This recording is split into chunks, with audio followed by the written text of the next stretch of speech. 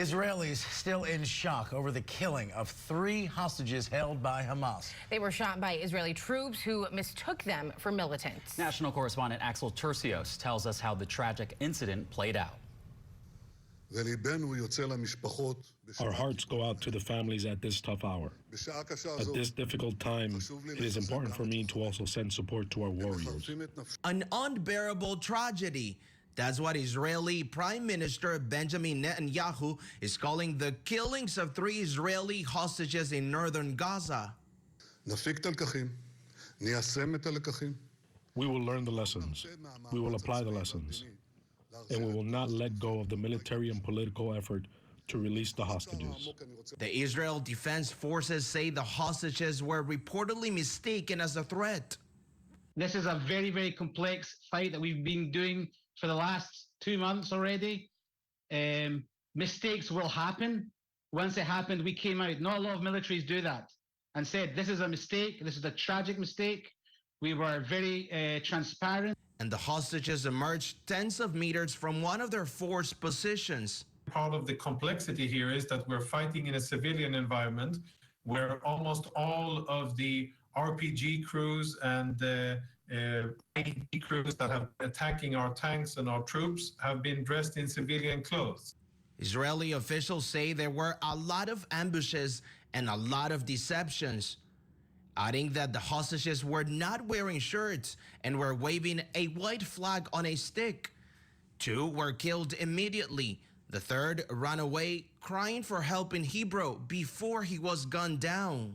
What we have told our troops is to be extra vigilant and do one more safety check before dealing with kinetics with any threat that they face on the battlefield. It isn't yet clear if the hostages had been abandoned or if they had escaped.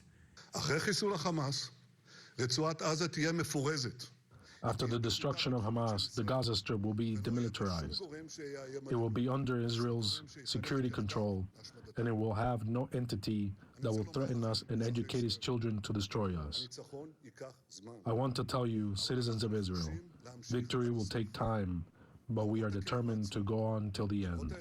White House National Security Council spokesman John Kirby says the U.S. expects a thorough Israeli investigation. I'm sure they will do the forensics and to try to figure out how this happened. I want them to be focused on how to save civilian lives. President Joe Biden urging Israel to be more careful in its war on Hamas. In an attempt to encourage de-escalation, National Security Advisor Jake Sullivan met with Israeli Prime Minister Benjamin Netanyahu and his war cabinet this week. But after that meeting, Netanyahu said in a statement he would be satisfied with nothing less than total victory against Hamas.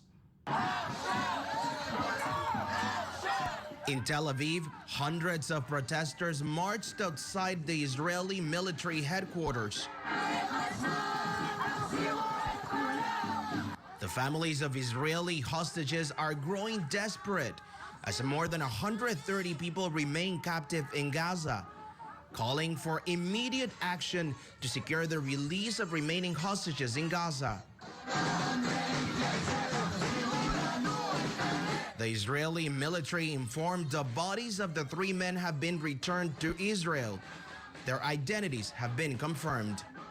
Axel Tercios, Scripps News, New York City.